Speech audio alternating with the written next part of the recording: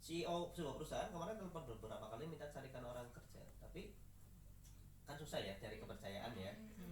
Dia nggak butuh orang pintar, butuhnya orang yang konsisten, yang mau belajar. Karena dunia pekerjaan apapun bisa dipelajari selama dia konsisten. Bakat itu bisa dikalahkan sama orang konsisten. Makanya ada istilah, kalau kamu nggak berbakat seperti Messi maka kamu harus disiplin seperti Ronaldo. Wow. Iya. Iya kan?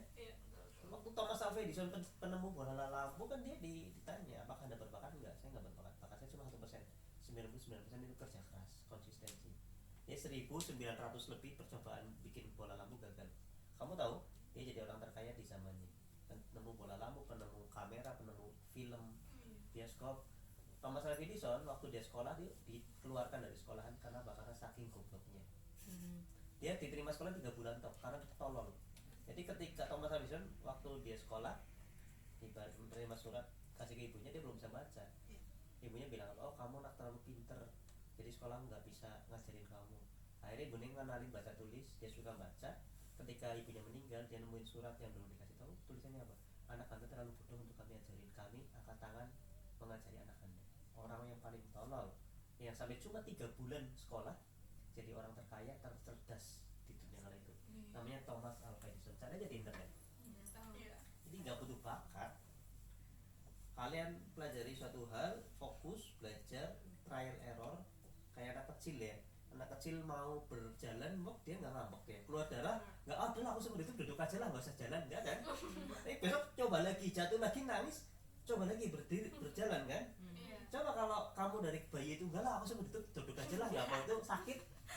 Kalian itu ketika terjun itu harus mengalami penolakan, kegagalan, jelek, bad mood, ya itu ngalamin kalau pengen sukses. Makanya dia bilang habiskan masa kegagalanmu sampai nggak tersisa kecuali masa kesuksesan. Paham? Gitu. Makanya Mas Yusi pengen bikin komunitas ini yang mana ya paling nggak ada teman ngobrol gitu teman-teman. Karena daripada Mas juga orang gila ngobrol sendiri, kan kalau ada teman-teman ngobrol jadi nggak jadi gila kan? Nggak jadi gila loh kalau ada kalian, ada teman-teman gitu. Jadi pengennya seperti itu ya kalau mau ya, kalau berkenan, dan nanti kita saling support, saling belajar bareng ya. Kalau memang perlu kumpul-kumpul, kalau berbagi informasi. Karena industri komik itu istilahnya apa ya, di Indonesia kan kebanyakan teman-teman komikus mengatakan industri komik Indonesia telah mati. Oh kalian tahu dari mana?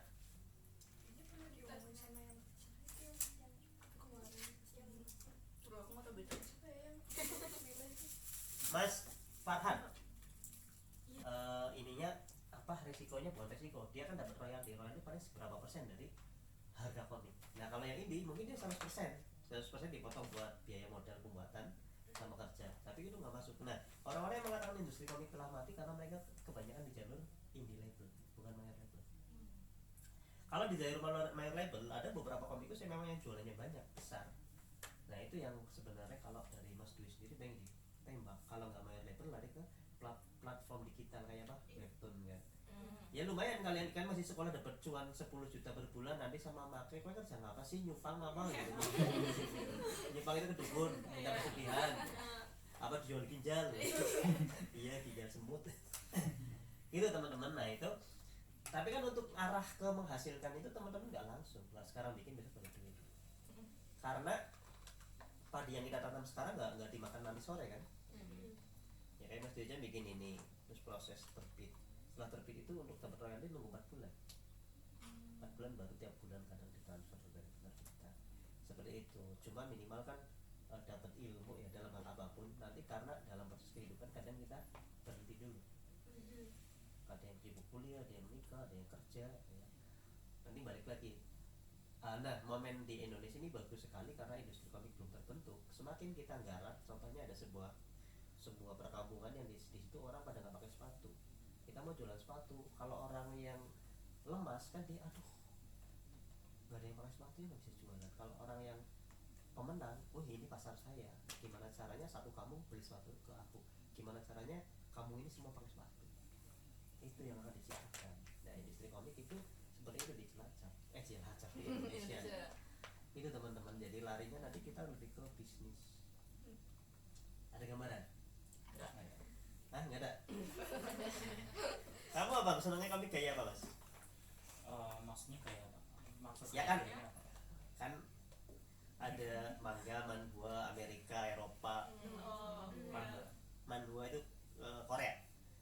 dua ya, manhwanya Cina, Taiwan sama Korea. Kalau manhwanya Korea itu tinggal ke bawah kan.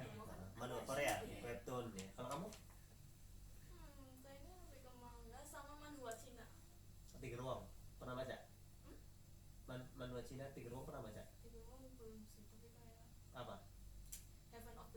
Heaven of Seal Blessing. Itu Cina? Iya Cina. Taiwan ya kamu? Nggak tahu sih, antara manhwa sama manga. Iya sama. Kayaknya lebih ke manga sih. Iya. Kamu siapa tuh namanya? Rosa siapa tuh? Rasma ah? Enggak. Monggo. Kamu? Manhwa. Aku juga sama. Manhwanya Cina. Aku juga sama. Warna dong. Aku juga Warna. sama. Jadi setelah apapun nggak masalah teman-teman, setelah apapun, cuma kan platformnya harus tahu. Iya. Jangan sampai kamu bikin platform manhwanya webtoon kirim ke penerbit ditolak. Karena kan dia scroll ke bawah tok ya. Gak ada seninya kan. Terus kalian bikin gaya manga atau manhwa Cina dipasangin di webtoon. Pusing orang. Iya. Iya. Harus letakkan pada tempatnya. Itu jadi pertemuan kali ini saya sih pengen kita bikin komunitas, kalau mau ya kita sharing-sharing ya saling belajar bareng gitu loh. Syukur-syukur kalau kalian ada yang punya talenta atau apa ya, saya ingin melamar kalian jadi asisten saya ya. Bayarnya berapa, Pak? Hah? Bayarnya berapa, Pak? Oh kalau bayaran nanti kan bagi hasil teman-teman. Iya. Ya, bagi hasil karena gini, itu juga kan dilihat dari kinerja ya, karena kita butuh konsistensi ya, konsistensi sama skill. Kalian ini nasihatnya seorang seniman Indonesia ya, Sujiwo Tejo, jangan mikir kerja bayaran gede, tapi fokus pada apa yang kamu cintai, nanti duit akan datang dengan sendiri. Ketika kamu fokus dengan yang kamu cintai, fokus Kuat. iya, fokus dengan yang kamu cintai sampai kamu expert di bidangnya, duit akan ngejar kamu. Kalau orang-orang tahu kamu bagus, kamu yang duit datang. Tapi kalau kamu fokus, aku pengen kerja gaji gede, selamanya nggak akan bisa. Tapi kalau kamu punya skill, ya fokus, dibayar berapapun, kalau kalian fokus, duit akan datang dengan sendiri. Serius. Benar. Ya, apa ya, ketika kita sudah menjadi ahli di suatu bidang atau mendekati profesional, itu duit yang datang teman-teman. Makanya fokus aja, apalagi kalian sekarang kan masih madong ya orang tua ya.